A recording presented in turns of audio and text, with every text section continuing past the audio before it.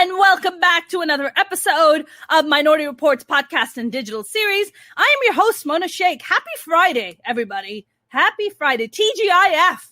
Happy Friday, James. How you doing? Oh my God, this week has been like brutal. I don't know how it has been for you, but work-wise, stress-wise, it's been like a little crazy, but a good one nonetheless. I'm happy that the Friday is here, and I am so excited about my guest today. Not because only she's like part fellow Pakistani, but her accomplishments are so incredible that I think it's going to take me an hour just to read off her achievements. So I'll just give you a highlight. She's an incredible actress. She has been in The Good Place. She's been on the show FBI. She's been on We the People and the Boys. I mean, my God. I mean, her resume is like a gajillion miles long. But I'm just going to bring her on, and then we're going to talk about her incredible career. Here's my very talented friend, Anna Khaja. How are you?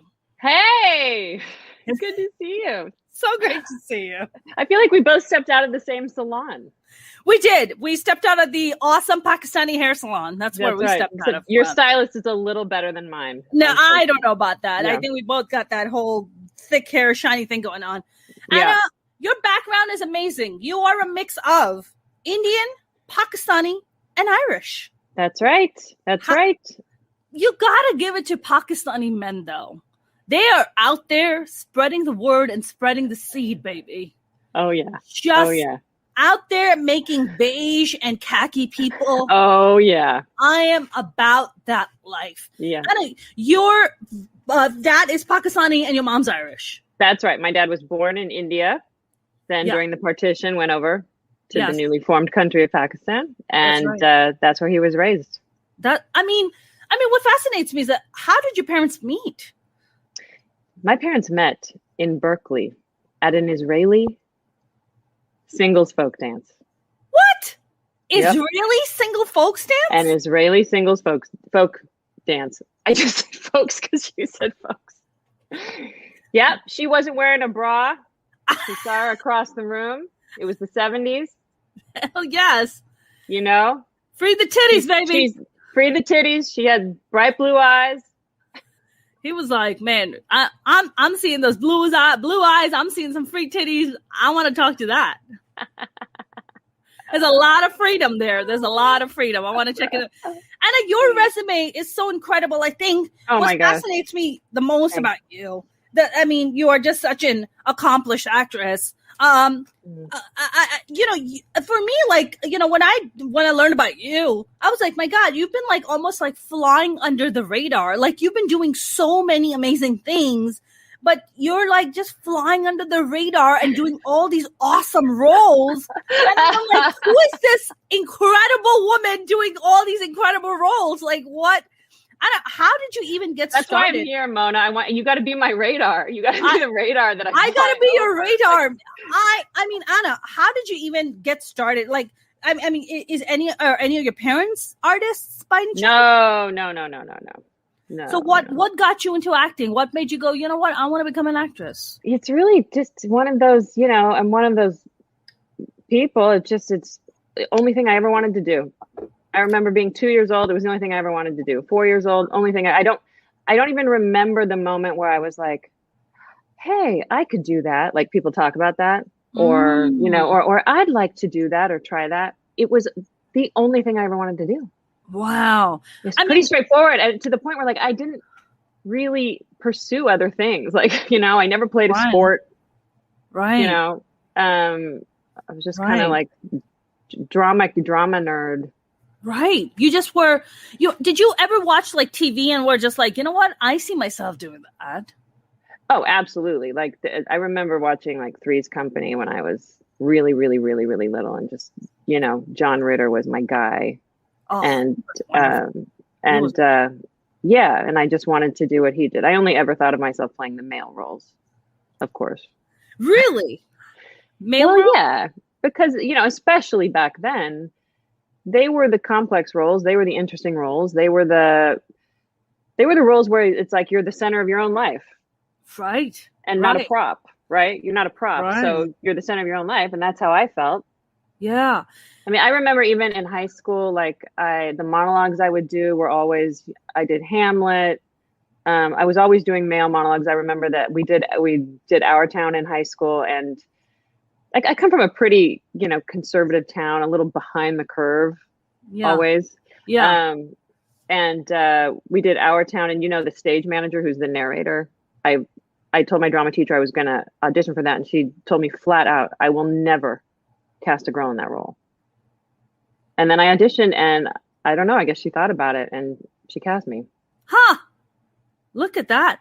So. I mean, Anna, you're so young, like when you discover, from a very young age, were you just telling your parents, like, hey, I'm going to be an actress. I'm going to be a performer. This is what I'm going to do. Yeah. And how Not were they? Like I'm going to be famous or anything like that, because I didn't even have the knowledge to even really think about that. Yes. How say about it? I have to say, they were just incredibly supportive. I mean, both your parents were. Both. Wow. Both. My dad is sort of I'm an only child. Yeah. My dad is sort of like the not anti-Pakistani, but the most non-traditional Pakistani you may have heard of his generation. He's in his 70s now, and it's actually a very interesting story. He was considered like the young Sufi in the town. Wow. And people would like bring their kids to him to sort of heal, or like have him predict soccer games and outcomes and stuff like that. And he was the one of the 9 brothers and sisters, and he had a twin who would go and to the mosque, and during Eid, and he would just pray and meditate, sometimes 3 a.m. all the time. He was extremely spiritual as a child. And then his parents had told him and his twin that they were not twins, that they were different ages. Why is that? Because my dad skipped 3 grades, and they thought, hey, let's tell Anna's dad that he's a little bit older than he is. Wow. So that his twin sister won't feel bad. Right. So anyway, something happened around teenage years. I don't know what it was, but he had like this whole break with the spiritual side of things and just went totally science minded. And he just said that he always knew he didn't belong there and he had to go. And he told his family that he had gotten some sort of, this is where it gets a little vague, but I think it was like a scholarship or some invitation to study at UCLA for, I think, a month. Yeah. And he says that they all like took him to the train, and he got on the train and he said, I'll be back in a month. And he waved, and he knew he was never going to go back. Wow. He did go back a couple times, but that was he knew he belonged somewhere else. Very, very strange. So good. He goes by way of some other places. He winds up, Berkeley, California, doing a lot of psychotherapy, like back in the 70s. Wow. Like progressive psychotherapy, like Esalen shit. You know what I mean? And, right. And just totally obsessed with like that and trying to solve himself. And then he met my mom and got her into it. So he was just always different. Mm-hmm. I mean, Anna, even like today's age, for, if you go and speak to a Pakistani dad and be like, what about therapy? Or even a Pakistani mom, they'll be like, I told my mom, and I was like, Ma, I think you should go to therapy. You've had a lot of trauma in your life. You should go to therapy. And my mom goes, I have a friend in the mosque. I'm going to talk to her. She's a therapist. I'm like, all right, okay, cool. Okay. A couple of days passed by. I told my mom, I was like, Mom, did you talk to your friend? She's like, did you talk to your therapist friend? She's like, I talked to her. She told me I am perfect. Exactly. I was like, I'm sorry, what? She told me I am perfect. And I was like, all right, this conversation's over. Okay. Exactly. I should freaking go to my therapist and be like, give me my money back, because my mom said that she's perfect. So I don't have any issues. Give me my money back. And you know what? She is. She is perfect. She is perfect. Yeah. She's perfect in her own mind. She's freaking perfect, Yeah. And that is incredibly progressive. One thing I've come across is the Bay Area Indians and Pakistanis, like the South Asians in the Bay Area, are just incredibly progressive people. They're just on a whole different level of how they operate. Because I come back to LA and I come across South Asians here, not nearly as progressive, a lot flashier, a lot more conservative, a lot more backwards, I would say, in many ways. Yeah. But the Bay Area South Asians tend to be just so progressive. Absolutely. And I don't know why. Is it technology? I mean, what is that? What's that about? I don't know. I mean, I think the Bay Area in general it has a more progressive streak. Yeah. It has Berkeley in the 60s, right? Yes. In 1969 and all of that. I mean, LA is progressive because it's artsy and because it's metropolitan and it's sexy. Yes. It's sexy, I think and there's superficial. Yes. Yes. But yeah. I mean, I also on my mom's side, I come from her family's more working class, but or more like I should say blue collar, not working class, blue collar. But like a lot of my family on my mom's side is like super, like they all went to Berkeley High and graduated in 1969, and they were we're like, we invented Burning Man. That's my family. Wow. Traveling to the desert to make giant art sculptures and that kind of stuff. So I mean, Anna, when you now have you been to Pakistan ever? I have, yeah. And what is it like? How old were you when the first time you went back to Pakistan? I was 38. You were 38 years old. I was 38 years old, and I went by myself. Wow. What about your dad? He didn't want to go with you?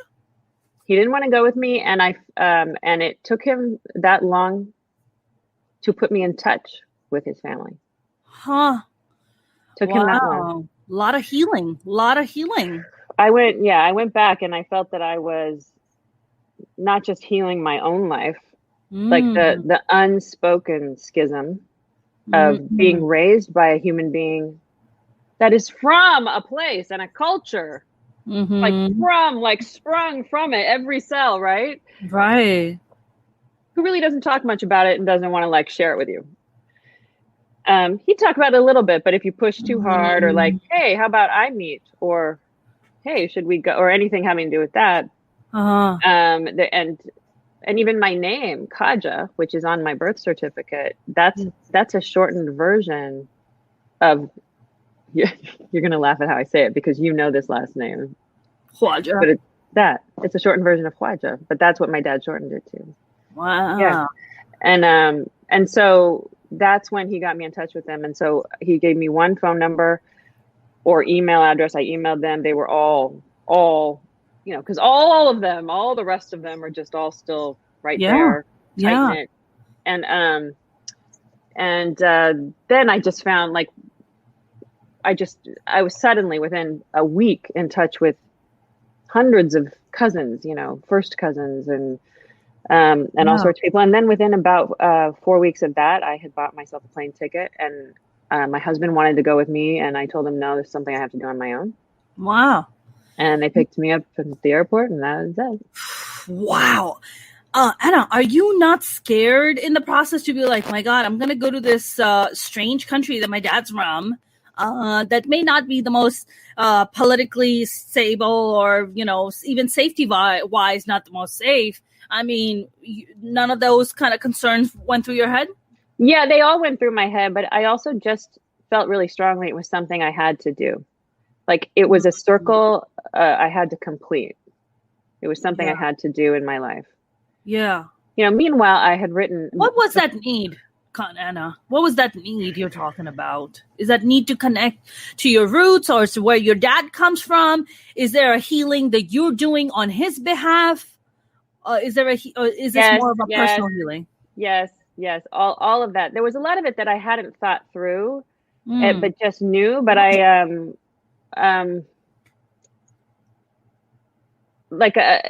it's almost easier for me to explain it how it was when I was there. For instance, during my trip, I remember crying openly, sobbing openly, in front of people 6 different times. I'm not that person. You're never going to see me cry, Mona. I mean, maybe on camera you'll see me, but I'm not that person that's the person that, cries often. And I would even be like, why is this happening? Why is this happening? It was this very weird body feeling of being home. And then answering all of these, just answering the questions that they had. Right. Right. Closing loops for them and bridging compassion and understanding, I hope. That was my goal anyway. Am I explaining this well? Like what it was like? It was just a You're need. explaining it just fine. Yeah. It was just a need I had that I knew there was a part of me I could feel. Like I knew, but I didn't know. And I needed to bring those together into full knowing. Do you think it was about identity for you? Totally. And as a writer, every story I tell, when they say you tell the same stories over and over again, they're always identity stories. It was about identity. Yeah. Do you think it was about, I know that, I think it's so fascinating. You're American born and raised, you're of partially of Pakistani descent. I'm born and raised in Pakistan. I moved to New York when I was 15, but then I went through like 10 years of identity crisis. I didn't know where I belonged. I was like, am I Pakistani? Am I American? Am I religious Muslim? Am I not religious Muslim? Like, what kind of Muslim am I? What kind of Pakistani am I? Am I even Pakistani? Because when I would go that age sounds really challenging. It's so rough. It is so rough. Yeah. Nobody prepared us. They just threw us in this situation. My parents were just like, all right, gonna send the kids off to America. Have a nice day. Figure it out. And you're like, I don't know shit. Like, what am I gonna do? I have 4 older brothers. We're only 2 years apart from each other. So they're figuring their lives out as I'm trying to figure my life out. So I just went through 10 years of just not knowing where I belong. I remember going in 2006 when my father passed away. He died very young. My father died at 56. And I remember going to Pakistan and talking to my cousins and not being able to relate. Yeah. I couldn't relate to them. I was talking to them and I was like, you don't get me and I don't get you. I know I was born and partially raised here, but I have grown so much as a person that I'm really having a difficult time connecting with you. Was that a thing for you when I met your cousin? Oh, yeah. It's hard to relate because oh my God. It was hard. It was just it literally felt like someone had plunged me in the depths of the ocean and then turned me upside down. I had no bearings, and I remember that my dad had this one brother who had lived in the States for a good chunk, for 15 years of his adult life and then gone back. Right. Yeah. And I remember the first day, kind of asking about him and they brought him over and just feeling I just want to have, it's hard to explain the cultural divide, but it felt like a safety to me. Just all the cues, all the emotional cues and the physical cues and the cues. I never knew I was so American until I went to Pakistan. You know what I mean? But I also never knew I was so Pakistani until I went to Pakistan. At the same time, there was just this thing. My bubby, my older cousin's, wife, she just kept saying, she's like, you're an Eastern girl wrapped in a Western girl. And and I think that's what I was trying to bridge too, is because there was something that at the same time, even though I was I cannot relate. I appreciate, but I cannot relate. Yeah. There was another deeper part of me that was I've never felt more home. Never in my, there's actually, I have these pictures of me with my family members and I kind of, I remember I showed one to my husband and he was like, that's you. And it looked like my face was different. The muscles in my face were different. And I looked lighter and more open. How in a lot of the pictures, just because there was a new relaxation in me of also being home. It was just really interesting to go back for me at that time. I think I think for a lot of and I hear this actually a lot from American born kids who are either mix of Pakistani or Indian and any other culture, or who are born and raised here. is that sense of like longing, like that sense of longing to be like, where do I long for this part of my life? I mean, did your dad raise you with like certain Pakistani things? Like, were you guys celebrating Eid? Were you guys doing Ramadan? Was he buying you Pakistani clothes? No, like, none of it. Nothing. No. And in fact, I went on my own journey. Like, I found Pakistani kids. I found a community. I and Indians. I actually, like, for a while joined a Bhangra troupe. You know, I in high school I found this like group of girls who were part of this place where you get hired to model saris. But I sought all of that out on my own. You know. Yeah. But then, you know, I have to. He denied me things. He also kind of gave me a lot of things. Like, I can honestly say that my dad, and I think this is, well, you can tell me what you think. I think this is pretty impressive for someone of his generation raised in Pakistan. Yeah. He raised me with, I would say, zero sexism. Wow. Like zero. Wow, that's incredible. Yeah. Like, I remember him saying to me, he said, you know, Anna, marry whoever you want. Wow. But please don't marry a Pakistani because you are not made for that. Wow. Like, he was worried. He was worried at a certain point. Wow. That's huge. Did you not say to your dad, but Dad, you're Pakistani? Yeah.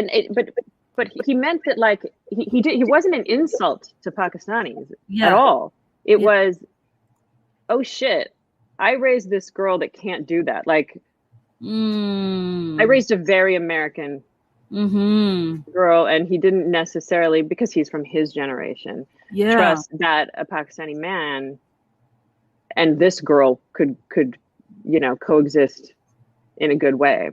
Right. I mean, I think a lot of that is generational. Yeah, you're right. I mean, my brother, who is single, him and I talk, and he tells me the same thing. He's like, don't marry a Pakistani guy.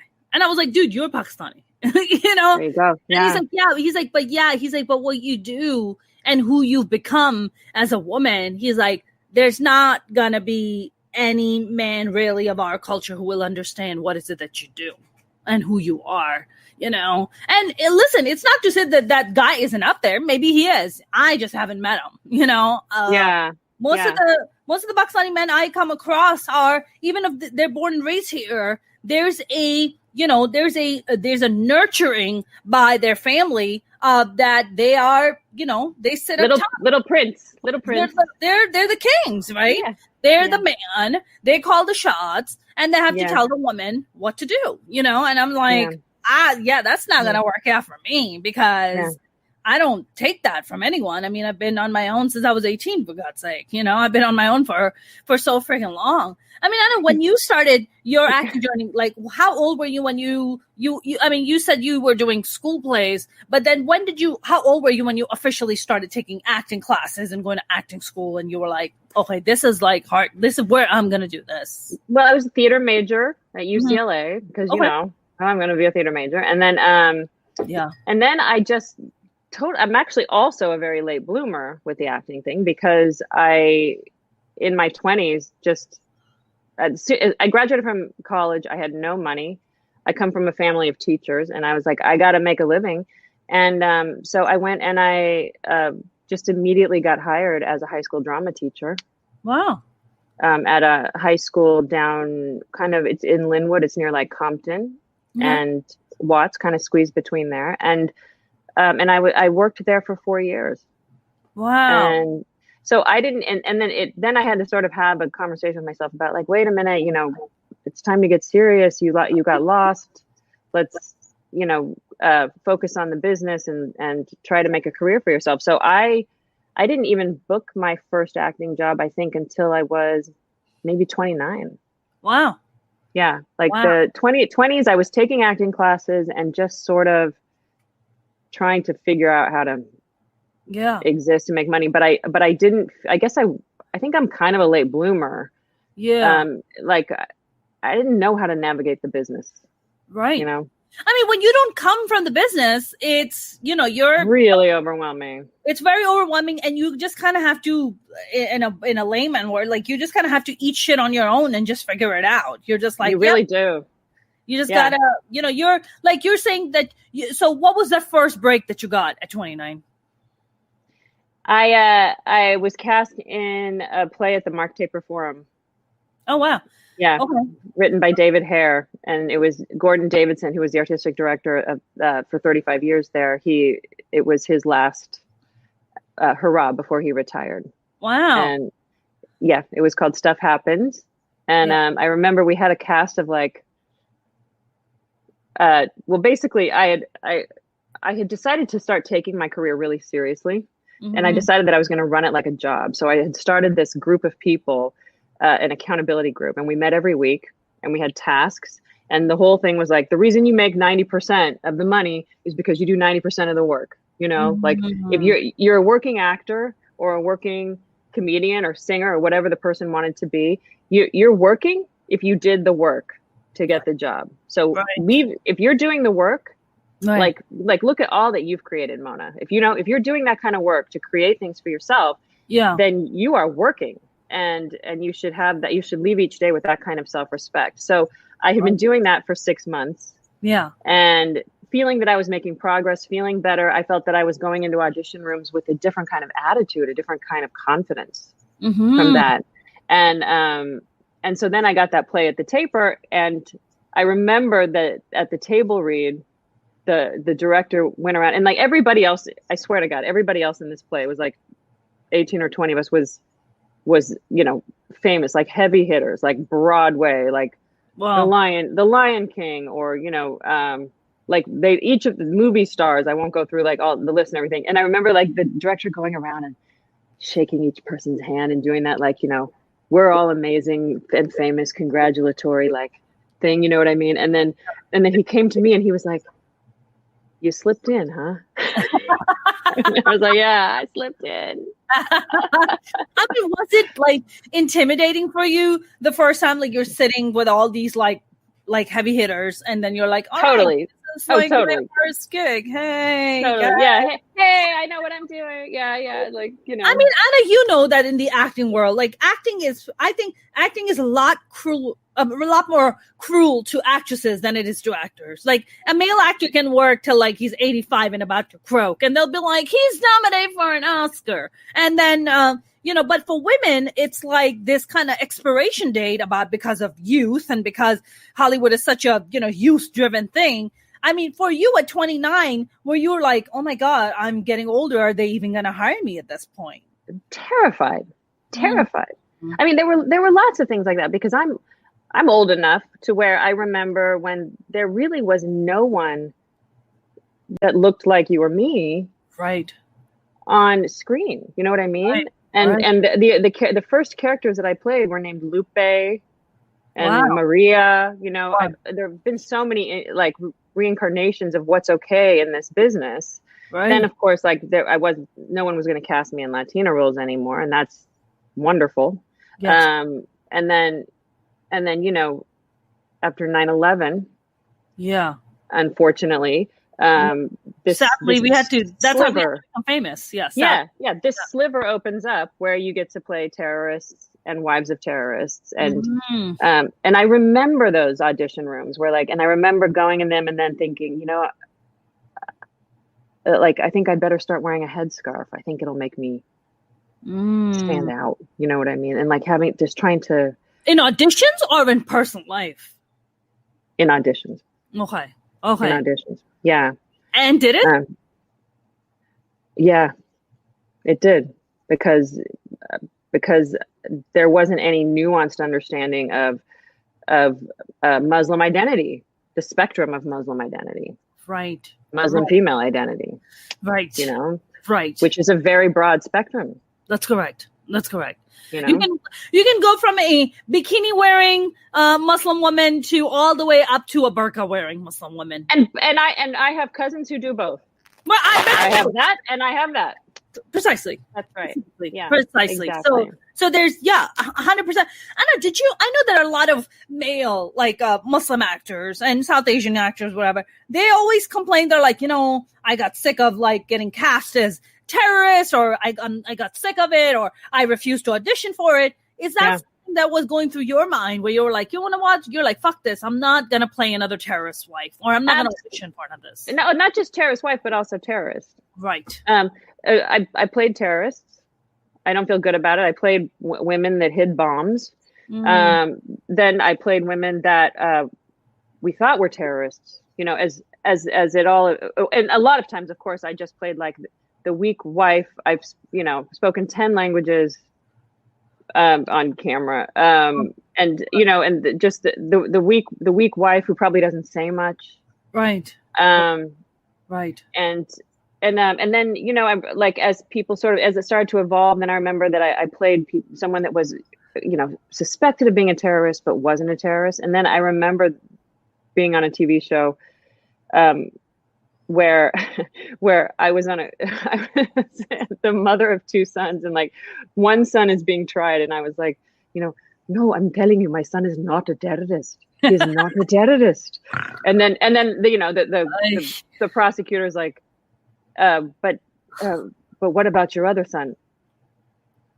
Okay, my other son is a terrorist, but his son is not a terrorist. And I was like supposed to be showing both, And I was like, how many times can I do this? And then I finally got to the point where I remember like the last job I took that was just, I was a mullah's wife, and I remember just like I took it for the money, and I felt gross about the whole thing. And what show is this? I'd rather not say. I'd really rather not say. And then I just like took a piece of my paycheck and I kind of donated it to Human Rights Watch, because I just felt like it felt wrong, So do you feel Anna, like when these roles, there's a big conversation now. I mean, of course, now it's a lot bigger conversations than it did. I mean, right after September 11th, about the rewriting of the narrative, right? Constantly putting people like us like in these boxes to be like, Mona's only going to play. Like I had the casting director of Ugly Betty, whose class I took in New York City, and he sat me down, and I'll never forget this, Anna. He looked me straight in the eye, and he said, Mona, I'm so sorry to tell you this, but you're brown, so you'll never be the lead in anything. He's like, you'll be the third or the fourth banana. You'll play a terrorist wife or a terrorist mother, and that's kind of about it for you. And I remember looking at him being like, okay, cool, awesome. This is my entire career. But Anna, so much of it has changed. I mean, as it is, prevalent in Europe. So much. The nuanced conversations are happening. They're no longer casting, an Indian woman as, a Saudi woman. It's just like, that's not happening. They're trying to actually make an effort to go for Arab speaking actresses to be like, let's bring you in and put you in. Absolutely. Yeah, absolutely. And not just that, now you can be the lead. You can be the number one on a TV show that has nothing to do with the fact that you're South Asian. Or can weave that nicely into the fabric of who you are in a very natural way, Right. It's amazing how far we've come, and yes, there's farther to go. Yeah. And on the, when you asked me about were you worried that by the time you're 29 it's like I'm already too old? Mm-hmm. I was always terrified of that, but I really see that changing too. I mean, I feel that people are finally starting to make strides to combat this ageism, this unspoken ageism that's taking place in this business at all times, and I think that that's wonderful. Yeah, I feel like the age of woman that you see on TV right now, if you were to take the median age, I haven't studied this, but it's got to be higher. Yes, you know. I mean, now you have like your likes of Helen Mirren, like kicking ass and like looking sexy. And you're like, look at Helen Mirren. Helen Mirren's hot. Like, I'm so fucking sexy. Yeah. She's amazing. I just adore her. I mean, Anna, she's my favorite. She's so great. She's so great. Yeah. Anna, when you started doing bigger shows and started getting bigger roles, did that kind of, I mean, what would you say was that one big role and at what age was it where you were just like, you know what? I've officially now made it. Like now I am in the zone of things. Like I'm going to keep getting work because of this. Mona, I never had that role. I feel like my career my career trajectory, it is a trajectory, you know, like what I'm working on right now, the show that I'm working on right now, to me, it feels like I'm excited about it, and it's a step up for me, and I can't talk about it yet. Okay. But did you write it? Did you write and produce? No. Okay. It's just that I signed an NDA and it'll be out in like a bit. But you know, like people's like their careers are like right. Mine is the lowest slope in the world. Like this is my career. But it does, you know, and sometimes when I'm down or if I have a bad dip, you know, or months or something like that, my husband always says to me, he's like, look at the XY graph. Just look at it, step back and look at the XY graph. It really is. It's like this little, like, so it's, I didn't have what I would call a breakout role, you know? There are shows that I've been on that I think are higher pedigree that people really love. And sometimes those roles that I played there don't coincide with the roles that I'm really proud of, which are on, you know, shows that for whatever reason people in our business don't think of as great or anything like that. I would say the most empowering thing that I ever did that I do feel just helped me as an actor was creating my own solo show and taking it off Broadway. And which solo show is this? So it's called Shaheed, The Dream and Death of Benazir Bhutto. Yes. Yeah. And I'm so glad we're organically transitioning into that because I mean, look, I grew up when Bhutto was in power, right? Yeah. And you were there, right? I was there. I grew up under the Bhutto era. And, you know, just as a side note, Pakistan has had a female prime minister. India has had a female prime minister. America has yet to have a female president. And it's really alarming. It's really shocking to be like, how are we the world power and we claim the drum and beat the drum of democracy around the world, and yet we can't get a freaking female president? That's so true. That's so true. And then, of course, people would argue with you and say, but that's because it's dynastic politics over there. You know, it's because her father, and it's because they elect families and et cetera, et cetera. I'm not saying it's true. I'm just saying that's... Yeah, for sure. Yeah. Sure. Yeah. I mean, people can make that argument, but what made you do the one woman show, Shaheed? Why Shaheed? What was that thing about Benazir for you? I just found her to be so fascinating, such an enigma. And there was this book that I read by Ron Suskind called Way of the World. He won a Pulitzer Prize for it. And he followed her around in the last days of her life. And that was a very like cruxy time for her. You know what I mean? And what he captures, in my opinion, in that book that I wanted to capture in the play was how complex she was. Because, you know, as you know, everyone has a strong opinion about Benazir Bhutto, right? She's a saint. She's the devil. She's a corrupt monster, et cetera, et cetera, et cetera. Yes. Or she, you know, we bow down and we kiss her feet and we walk 10 miles to meet her at the airport and all of that. And I was interested in the multiple truths at the same time. And so the story that first of all, the play itself is, I played 8 characters and 4 of them are real. Anna, did you write it? Oh, wow. You wrote it. Amazing. Yeah. 4 of them are real. I played Condoleezza Rice. I play Fatima Bhutto. Wow. Who is Benazir's niece and who believed that Benazir had her father killed. I play a woman, this Israeli woman, Benazir's best friend. And then I play Benazir. And then I play fictional characters that would have come across, Benazir would have come across in her life. And it all takes place on the last day of her life before she goes out into Rawalpindi Park and makes her final speech and then is killed. And so my take was that she was corrupt. She didn't mean to be corrupt. Mm-hmm. She started out with hope and purpose and vision. Yeah. And did care, but that she was slowly corrupted because of money, because of privilege, because it's hard to be the female prime minister, and everyone's working against you all the time. Pakistan is just a gridlock of politics, just a gridlock, and so.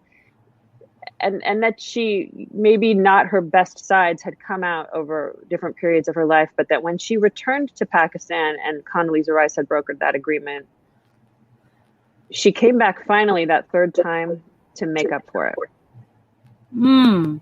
And to become the person that those millions had believed she was all along. And that she was perhaps willing to become a Shaheed. If necessary to do that, because she knew she was putting herself in danger. Right.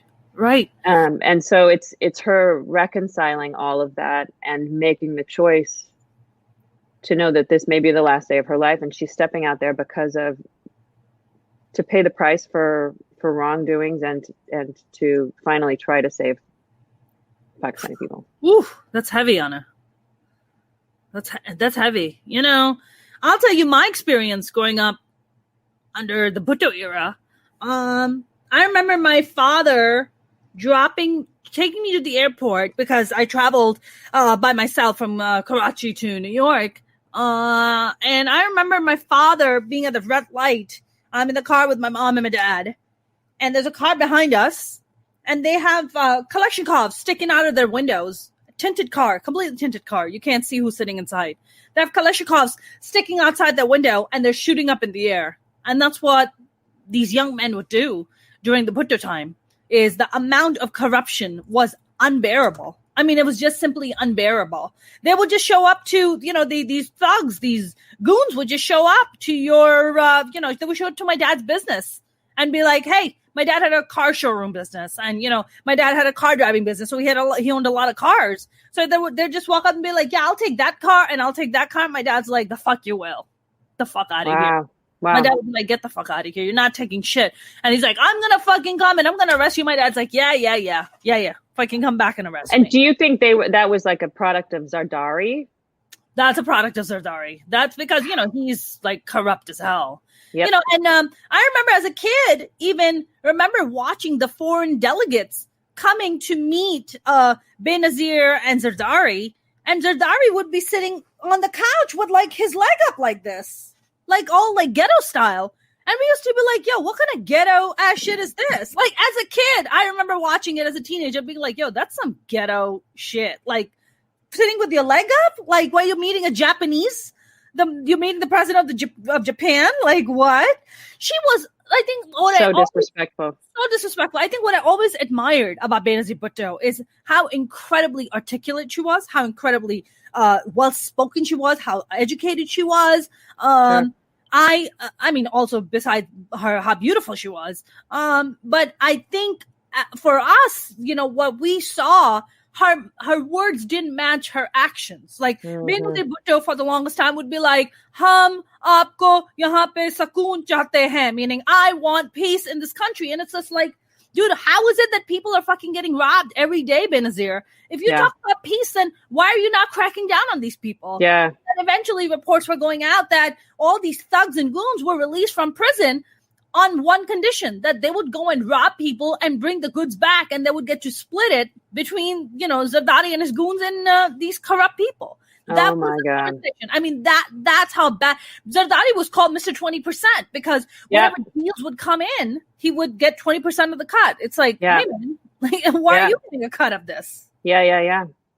And it seems like she was just a talking head, just a pretty talking face sometimes. Yeah. That's right. I mean, look, Benazir went through, you know this already. She went through a hard time. I mean, she was in prison. They threw us in jail for the longest time. God knows what they did to her. God knows how they treated her that she never even talked about. Like they had to have sexually assaulted her. They had to. They had all this power. These men who this is a highly toxic, patriarchal, misogynistic environment. You think they're not going to put their hands in the cookie jar a little bit? Oh, yes, they will. Oh, absolutely. And there are no regulations. I mean, there may be regulations, but they're not necessarily going to be followed as far as That's right. They're not enforced. Torture, etc. She said that she believes she lost some of her hearing from that, and also from so much solitary confinement. She spent not just prison, but a lot of time in solitary confinement. Right. And then what they did to her father, and that's right. You know, who was hung? I mean, yep. Ziaul Haq is the one who hung him. That's right. And then Ziaul Haq was, I remember the day I learned that Ziaul Haq was dead. I remember I was in the shower. I was a kid. I was like maybe, I don't know. I was under 11 years old. I remember being in the shower, hearing that Ziaul Haq had been killed in a plane crash.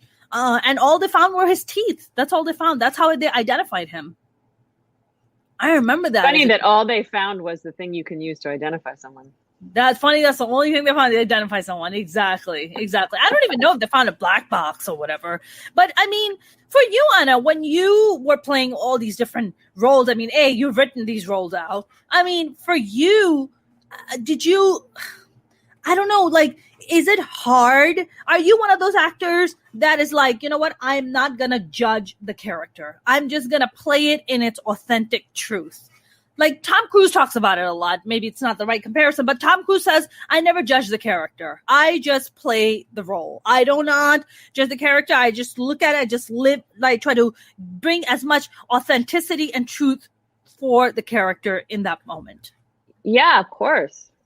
Of course, because that character believes that they're justified and good and doing the right thing, and they're struggling, and they are feeling all sorts of things and want what they want, and are offended and angry and hurt or ecstatic or manic or whatever, you know, and more or less aware of the people around them and how they're affecting them and all of that.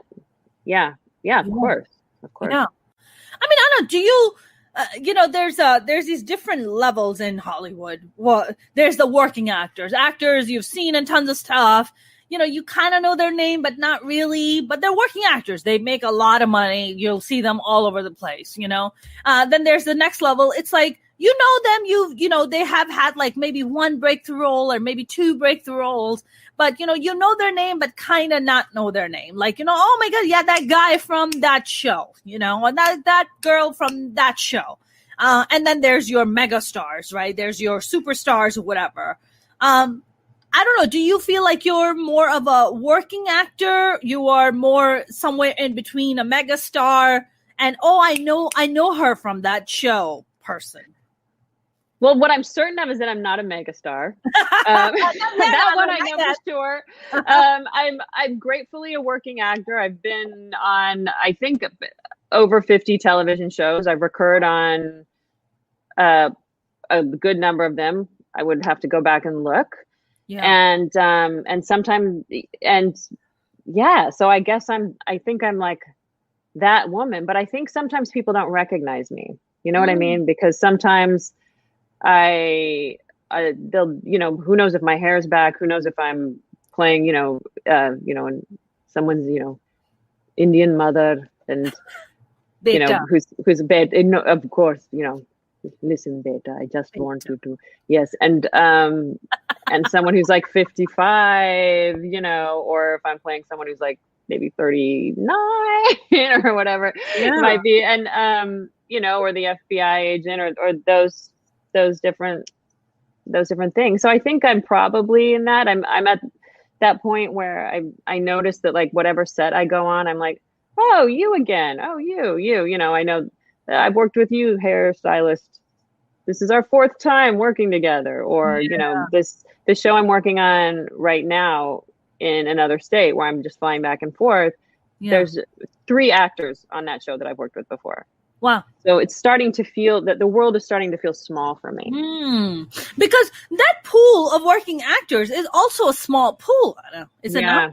Yeah. I'm realizing that it is.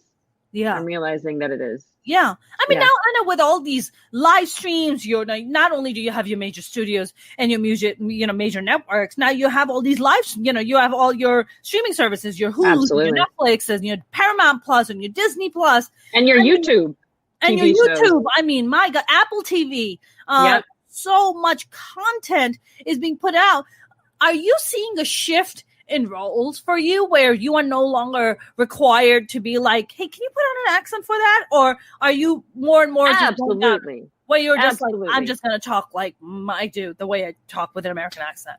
Yeah. And also just because I sort of feel like I've paid my dues. Not that there's anything. The thing is, I love playing characters with accents, and I love doing accents. That's the thing. It's actually something I greatly enjoy.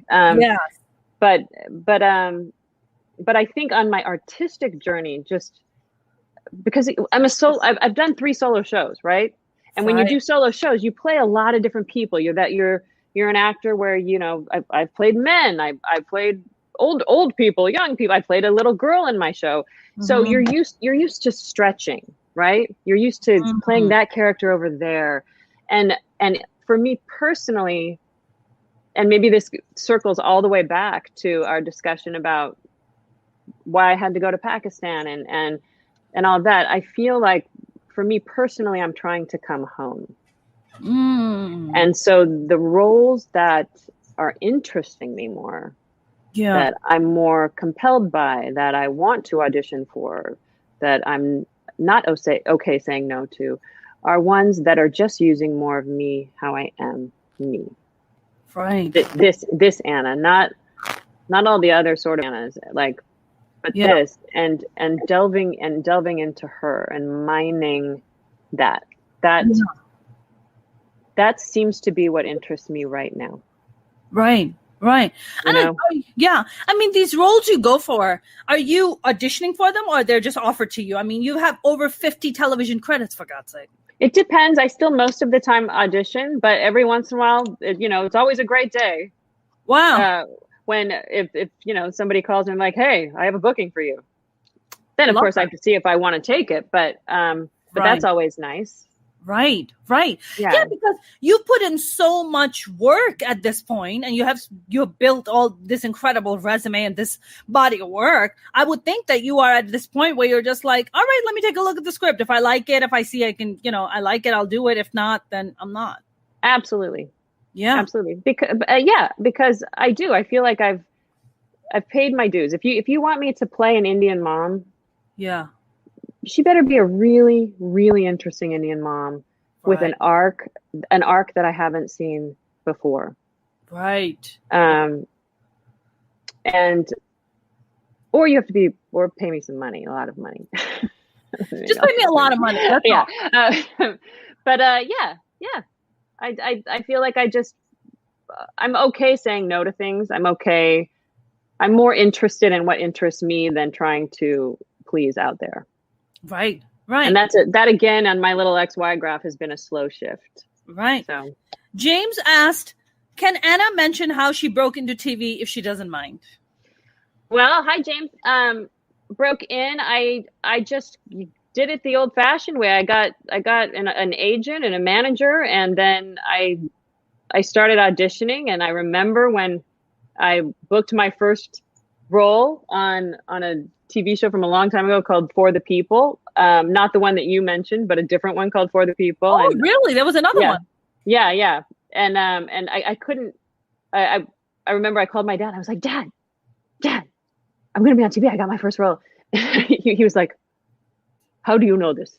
He wanted to be absolutely sure, have they paid you yet? Did they cut you? I know. You're like, no, Dad, that's not how it works. I know first. Exactly. Because like South Asian parents are always like, how much does it pay you?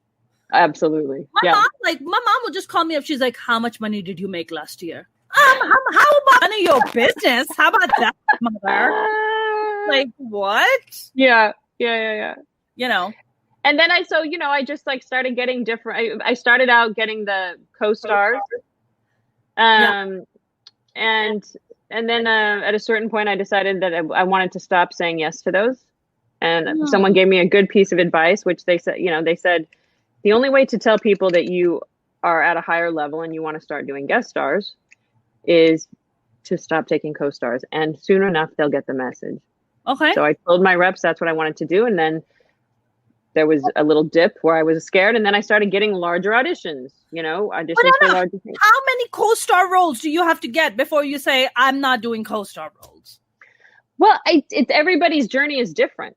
I think if you're 22, you just graduated from college, my recommendation would be go straight to a big agency and tell them, I'm only taking series regular roles, and just see if you can just jump right over there, But the way I did it was I kind of had to like go up, each rung of the ladder. Right. Not a lot of fire escapes for me. So yeah. I mean, Anna, when you got your agent, was there a conversation about what are you? What do you mix of? What is that name? What is that last name? Khaja. Did they ask you to change your last name to change it to an Irish name? I wish someone would ask me to play an Irish role. I would love to do that. You'll get more. You'll get more bookings if you're not that ethnic. That's what I was told. Definitely. Well, what I remember is the moment in my 20s when it's like the fog had parted from my eyes, and I was like, I looked at TV. It was as if I was looking at it for the first time in my life, and realized that people on TV didn't look like me. Wow. But then slowly after that started to change. And I got in that like slivery headscarf. Yeah. It's horrible what that person said to you, Oh yeah. You're only ethnic. You're never going to be, you'll be the second or the third or the fourth banana. He calls me a banana. Yeah, I can't tell you how much I feel that, because I think every actor and any minority actor has those moments. Yeah, where it suddenly hits you. It's like I don't know. You just have these people tell you these sort of heartbreaking things. Like it's like they want to take your hope. Yeah. And your drive and the purpose, the calling you were born with, and they want to snap it. And that's right. And the thing is that look around. Everyone has created their own path. Everyone has created their own paradigm. I mean, that casting director didn't know that what we saw on television right now was going to look like what it is. That's correct. And we don't know what it's going to look like in the future. So he or she didn't know. That's right. Didn't have a right to tell you that. That's right. I mean, because it's an ignorant statement. It's like me sitting here trying to predict what the next 10, 15 years of Hollywood is going to look like. I don't know. Absolutely. It's probably going to be a lot more diverse, but I don't exactly know what that's going to be. And they're also summing you up. It's an objectification of you while they're talking to you as a human being. It's like telling you that you're second, third, fourth. You know what I mean? Right. Yeah. Yeah. I mean, I think I actually quit acting for a long period of time. I just stopped going to auditions. I just stopped going to acting because it really broke my heart. Like before I moved from New York, I was with a manager and I was up for this lead role in an independent feature film. The budget was about $1 million or so. And I went in for like a producer and director session like 3-4 times. And I was like, what the fuck? Like, make up your fucking mind already. Like, what do people want from me? And they finally ended up giving a role to another, actress, an Indian actress. And my manager told me, and the reason they didn't hire me, Anna, I kid you not, I've talked about this a few times, is because I wasn't hot enough. They did not think I was hot enough. And guess what? This hot actress that they hired, she was so bad. They had to cut her out from most of the movie. They were like, we literally wasted our time and money. We could have just hired Mona and she could have done a way better job. So I was just like, all right, well, you wanted her. And it broke me. Something inside me just broke. And I was just like, I'm no longer going to go to auditions. Fuck auditions. I'm just going to do stand-up. And honestly, I'm very grateful that I took that path because I feel like being a stand-up made me a better actor. It also did put me down this path of like bitterness. Some people become bitter because this is a rough business. It's a lot of rejection. And it took me away from that because it gave me so much control over my own career. It empowered me like crazy because I was no longer like this. It's like the biggest fuck you. It's the biggest. It's just the biggest fuck you. It's the biggest taking of your space. It's the biggest arriving. Yep. I was just like, you don't get to define my life in any form or shape. I get to define my own life and I get to define my own creativity. And, listen, it's been hard. Stand up is hard. This is such an unsexy business, but on the front, it looks like such a sexy business. Behind the scene is so fucking unsexy. Don't you think, Anna? Yeah. Oh God. Yeah. It's really almost blue collar. I mean, if people that aren't in this business had any idea how many times a person shoots a scene, that alone, I mean, you know, sometimes I'll see background actors on the set who, you know, it's their first day of background and they're like, excuse me, miss, are we doing it again? I'm like, oh, we've just started. we're 5% through the way we're going to shoot this scene. Yeah. Yeah. Get ready to walk up those stairs and back down those stairs about 150 more times. That's right. I'm so sorry. Exactly. You know, like, I'm sorry, but that's just how it is. Exactly. Before lunch, after lunch. Anna, I did extra work once, maybe twice. And I That's made a the way to do it. And I made a promise to myself, nope, never again. Not doing this. Nope, not doing this. I'm better than this. I have much more talent and much more things to offer than this. I'm not going to do it. And, you know, it's interesting, Anna. Like, it goes back to that point you were making about, hey, you want to move on to bigger roles? Then you got to start rejecting co-star. You could be like, listen, I've done this already. I need guest star roles. I need lead roles. Like, send me for, you know, those are the kind of stuff that I'm going for. It's almost like you have to claim it. You have to command it to be like, this is what I'm worth. This is what I am. Right. God, it's so true. And honestly, I would say that it's just so, it's almost everything. Do you have to have the talent? Yeah, you got to have some talent. Yeah. You know, does it help if you look a certain way? Yeah, it probably helps if you look a certain way. Although that's changing too. Yeah. But it's your journey of learning how to claim what you want and expand what you truly believe you deserve. Yeah.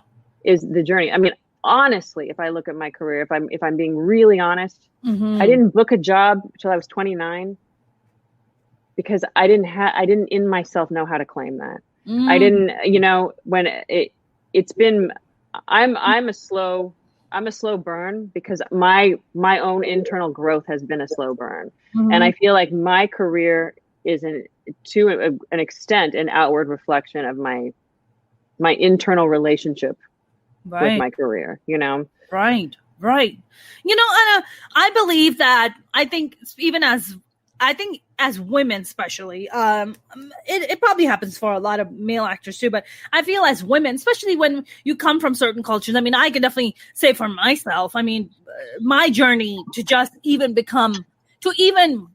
put it out in the ether that I want to be a performer was a fucking nightmare. It was a nightmare. And my family gave me an ultimatum. My brothers, when I came out of my artist closet, I told my brothers, I said, because my brothers lived here, my parents lived in Pakistan, and I told my brothers, I was like, I want to be a performer. Like, I really don't want to go to college. I want to go to acting school. Like, I don't want to waste my time and my effort, like, and my money. Like, I'd rather go to acting school. And my brothers straight out gave me an ultimatum. They said, either you're going to go to college and you're going to become a physical therapist, or we're going to send you back and mom's going to marry you off to someone. That's it. Those are your options. Oh my God. Take your pick. Like, these are your options, right? So for me, I had to fight all these cultural norms. I had to fight familial norms. I had to fight my own internal demons. Like, my journey has just been so chaotic and so fucked up that it's taken me such a long time to finally be able to stand and just claim and just give myself permission. Just give myself permission to be like, I bless thee. Just go fucking do it. Just do it. Do it. And I think for us, for each individual artist, I think it's such a journey to come to that acceptance, to come to that place to be like, I give permission to myself. Absolutely. And sometimes that's what I think people that aren't in the business might not see, is just how much it takes to do for some people.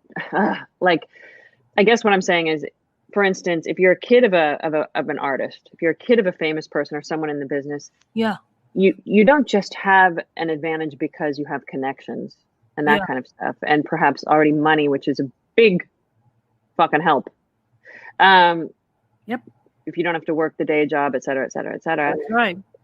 But really what's most is it was implanted in you that you could, you know, the doubts, the self-doubts just aren't as loud, right? Mm. Or the external doubts, or you who literally fought people saying no. I mean, a threat of imprisonment. I mean, really, like Right. you fought off very real threats. Right. You know, and then I'm sure once you fought those off, they still remain inside you. You know, you were raised with those, and you the journey you've been on to fight those off and to claim yourself, as you're saying, and to be here as Mona Sheikh, yes, doing this, hosting your own show, you know, it's heroic, I think. I mean, I don't mean to exaggerate, but it really is. You're very kind. You know, it's heroic on a soul level. Yeah, I feel like, I consider myself, I think when you go through so much shit in your life at an early age on, I think either you become, I think you either become bitter or you become spiritual. I chose to be on the more spiritual path. And Gary Zukov, who's an amazing, writer about spirituality, he talks about that when your personality matches your soul's purpose is when you are in perfect alignment with yourself. That's when you do the greatest things in your life, is when your personality comes in to support your soul's purpose. And I love that.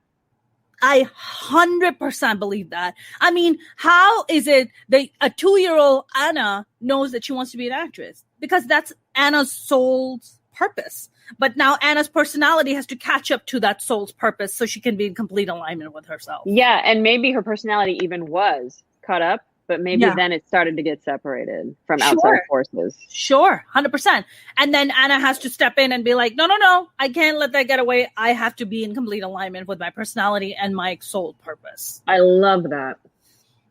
Gary Zukov's amazing. You should look him up. I will. Yeah. Do you listen to Super Soul Sunday at all? Oprah's? No, I don't. But I love Oprah.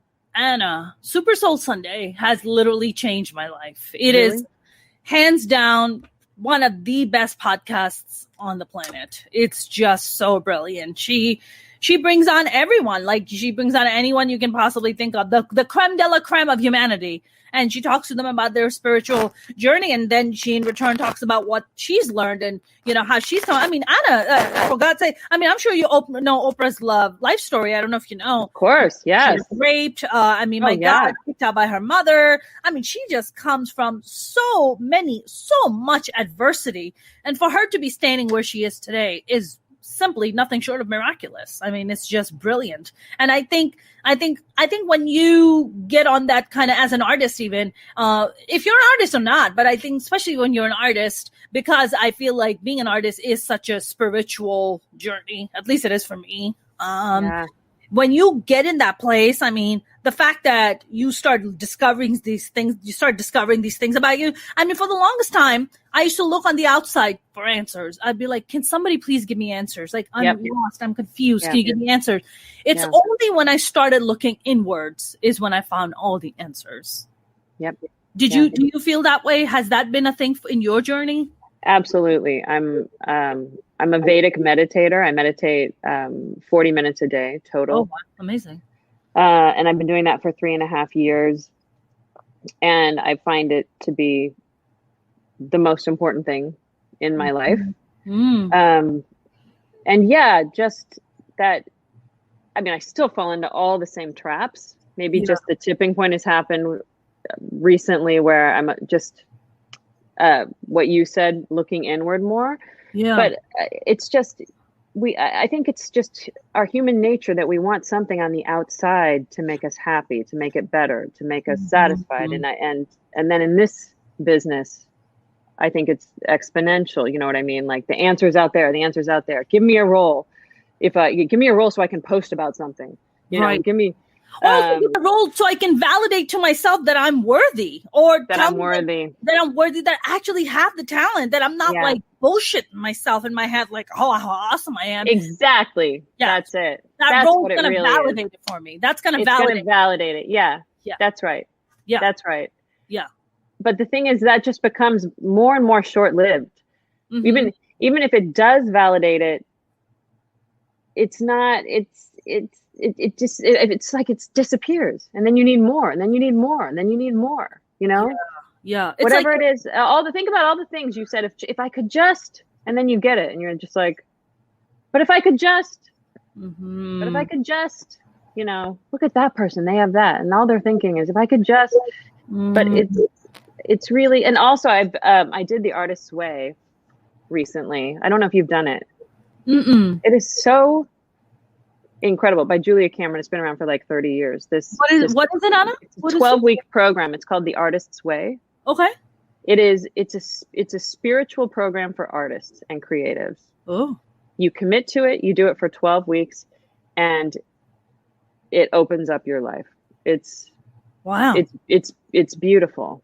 And it gets you back in touch with the creative child inside of you. It doesn't matter if you're a work in finance. You don't have to be an artist. It doesn't matter if you're already a famous writer. Anyone can do it. And you start adding, you know, it's the basis of all of it is that life is creativity. Life, we are creations. We are based in creativity. Yeah. Our purpose fulfillment, whatever it is that means the most to us, raising our children, gardening, whatever it is, these things are creative acts, and they are a communion with the divine. They're a communion with something beyond us, whatever you want to call it, or greater than us, or that unites us. Yes. And it's a step-by-step program to get you out of this shit and recentered into that. And it helps you start kind of carrying that joy of creativity with you. Yeah. Wherever you go. Anna, what is meditating 40 minutes a day? First of all, when you started off meditating, did you start off with 40 minutes, or did you start off with 5 minutes and 10 minutes? I started off with 40 minutes, but I'll tell you why. Wow. I tried meditate, a bunch of different kinds of meditation,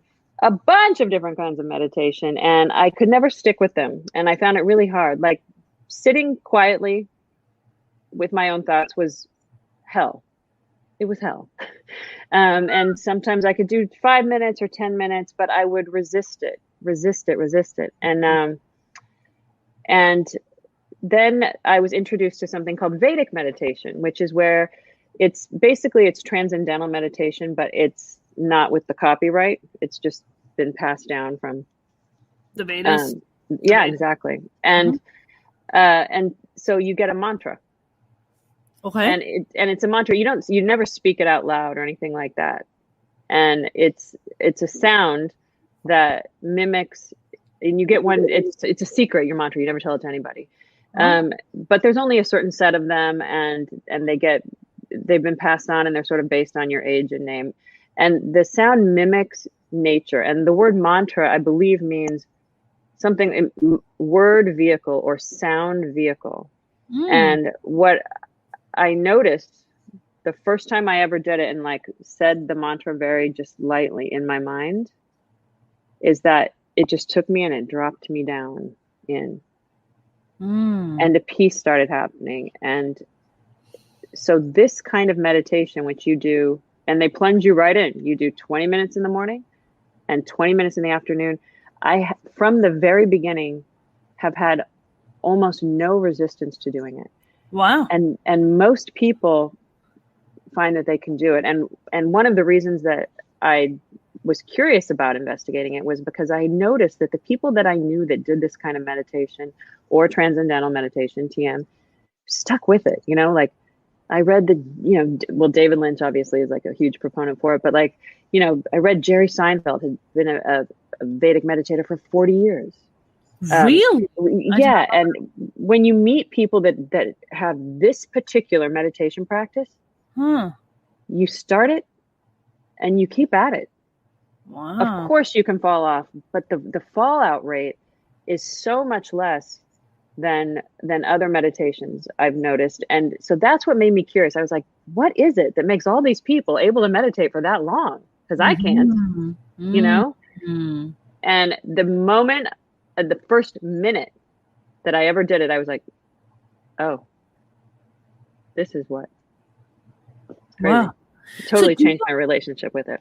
I mean, it sounds wonderful. And I have been, I've done meditation. I mean, I was doing yoga for a long, long time. I've done meditation, but for me, my walks are my meditation in many ways, you know, when I'm just lost in thought, I'm just gone, you know, maybe even showering sometimes is a form of meditation.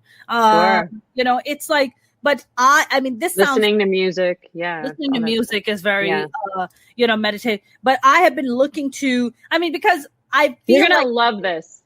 You're going to love this. I want to introduce you to my meditation Please. teacher. I would, I mean, what a gift it would be. I would so love that. You're going to love it. I've been looking for it. So this is, this was like meant to be then. Yeah, absolutely. Absolutely. And for anyone else who's listening, like if there's any like, you know, TM center that teaches you this kind of meditation, I really can't recommend it highly enough. I will say that if you're the person that said, I can't meditate. Yeah. This might be the meditation that changes that and really kind of just improves your life. And where can people go and find it? Is there a website? I mean, what do they Google? Sure. Yeah. They can go to, the handle is always Anna Khaja for Instagram, for Twitter. And then Anna Khaja Official is my website. And really, if you want to know what I'm up to, the best place to go is to IMDb. Okay.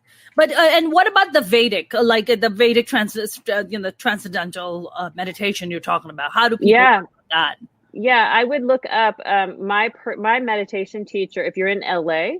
Yeah. Although actually now I think he might be teaching them online. His name is Chris Pomeroy, and his website is thecalmplace.com, thecalmplace.com. And then you can also look up his teacher, and his teacher studied directly with the Maharishi, who was the guy that the Beatles went and studied with. And this guy's amazing. And his name is Tom Knowles, and Knowles is spelled, Tom is THOM, and Knowles is also spelled differently, KNOLES, I think. And he's great too. And they'll, you know, if you email them, they'll direct you to the right place. Might be the beginning of something special. That sounds, I mean, it sounds so lovely. You know what it is that also, you know, when you grew up in a pretty conservative Muslim household, you know, meditation is not really something that is you grow up with. I didn't discover meditation until I was an adult. Like I started doing yoga and I was like, oh my God, yoga. I mean, I used to do vinyasa yoga like 3-4 times a week. And I used to have these crazy sugar cravings and yoga fixed it for me. I believe it. I love yoga. I do yoga. I do yoga every day too. Oh, good for you. Do you do vinyasa? What do you do? I just do regular like power vinyasa yoga, you know? Okay. I do a bunch of sun salutations, downward dogs, that kind of stuff. Yeah. I know when you do these meditations every day for 40 minutes. And it's 20 in the morning and 20 in the afternoon. Well, 20 in the morning and 20 in the afternoon. Do you have epiphanies while you're doing these meditations? All the time. Wow. All the time. It's crazy. And the thing is, you're really not, you're supposed to be focusing on the mantra, but like you wander off into thought, and that's fine. That's the other thing. I just want to say this about meditation is a lot of people say like, I can't stop thinking. And one of the things that my meditation teacher told me early on is like, heart beats, your lung breathes. That's its job. Your brain's job is to think. Yeah, exactly. You're gonna think. Nothing about meditation has to do with stopping thinking. That's right. Get that out of your head, because if you're going to try to stop thinking, you're good luck, you know? Right. But you keep refocusing. Mm-hmm. When you remember, you bring it back. And we say it's a perfectly imperfect practice. Mm-hmm. If you did it, if you sat for the 20 minutes and tried, it's working. That's it. And I have an epiphany. Things will come to you. Things will just kind of like rise up. Right. You know, I wanted to actually ask you real quick, and then we'll wrap up, because I know you said that you have to be done by 7:30. Yeah. I wanted to ask you real quick, these meditations, do you feel like when you're in stressful situations or something, God forbid, something very tragic had happened or something very shocking has happened, that you remain a lot calm because of these meditations, or they ground you in that way? Yes. not always, like if I've had a super stressful day and I haven't meditated in 10 hours, maybe I'm not my most, thanks, James. Maybe I'm not my most calm. Maybe I really need to meditate, right? Like, it's not like I'm a person without anger now. No. It's not like I don't turn into a bitch every once in a while. But have I found that to be true? I won't go into the details, but I had an experience just this weekend where I was like, I don't even know what happened, how I dealt with that situation. I would never have dealt with that situation that way. It just arose in me, this, like, I was able to do something that I normally wouldn't have been able to do. And I find that to be the case more and more, that it's almost like there's the space inside you to think before you speak, maybe a little bit more. Or somehow a compassion occurs to you a little more often. Not always, but a little more often, right? Yeah. So. I would say that as an artist, for me, more and more, and I think even as an artist, but more, I think as a human being, I've made it a point where there's only one kind of people that are welcomed in my life, or especially in my inner circle. If you do not come from a place of love and compassion and kindness, you don't need to be in my inner circle. You can just stay on the outer circle. We don't need to talk. Like, it's fine. And I think the older I get, the more I really, really value that, because I see how it has this ripple effect on other things and other people. So I kind of make it a point to, be with kind people. That's like my thing, Yeah. Anna, this was such a fun conversation. Mona, I have to tell you, you are just incredible. I mean, I just feel like this flew by for me, and I feel so close to you. Oh my God, I feel what I mean? Like, I'm sitting over here. I mean, we are both in West Hollywood. So that's true, we are. but I really feel like it's just been so wonderful to, like, sit across the table and get to know you and tell you about myself. It's amazing. Yes, thank you so much. Same here. I hope one of these days we'll go grab coffee, since we're neighbors. I hope so too. I mean, and also I'm fully vaccinated. I don't know about you, but I'm definitely fully vaccinated. I've got one more coming up, but one more. Okay, so then we're almost there. We're gonna be safe. Are you gonna be flying out soon for your project? Yeah, I'm flying out probably in about 18 days. Oh, so you're here for a bit. Yeah, we'll go get coffee. Okay, let's go get some coffee. Anna, and people can check your stuff out, AnnaKhajaOfficial.com. Yep. And what about your socials? Anna Khaja. Okay. Khaja. Facebook. And really, if you want the most up-to-date stuff, go to IMDb and just put my name in. Anna, I know you're shooting this project that you can't talk about, but do you have any projects right now that are playing, that are on TV or something? I mean, there's a film that's making the rounds of the film festivals that I'm really proud of. It's called Definition, Please. It's a feature film. Okay. I just had an episode of The Resident air that I had a great time shooting in Atlanta. Yeah. And then this thing that I can't talk about will be it'll be several episodes of a show that I'm just really excited to be a part of. Yeah. And then I'll have some really good news, I think, coming out on the writing front as well. Awesome. Yeah. Well, I can't wait to talk more and catch up with you. So we're gonna do the next one in person. Yes, please. Anna, I had such a great time. Thank you so much for being so generous with your time. Oh, of course. Great talking to you. Great talking to you too. I'll talk to you soon. Take care. Bye. Bye. That was the lovely Khaja, you guys. I had a great, lovely conversation. Oh my God. I learned so much about Vedic transcendental meditation. I cannot wait to do it. I hope you guys meditate. I hope you guys look into that. Anna was kind enough to share with us the calmplace.com, which I highly recommend you guys go check it out if you are into meditation or want to get into meditation. I mean, God knows we've lived through freaking chaos and we can all use some meditation in our lives. You guys have a lovely weekend. If you haven't subscribed to my YouTube channel, please do. You can go to youtube.com/Mona Sheikh Comedian. Same name on Facebook and TikTok. And you can follow me on Instagram and Twitter at Mona's Comedy. Have a lovely weekend. Stay safe out there. Wear your masks. Get your vaccinations. Have a good night.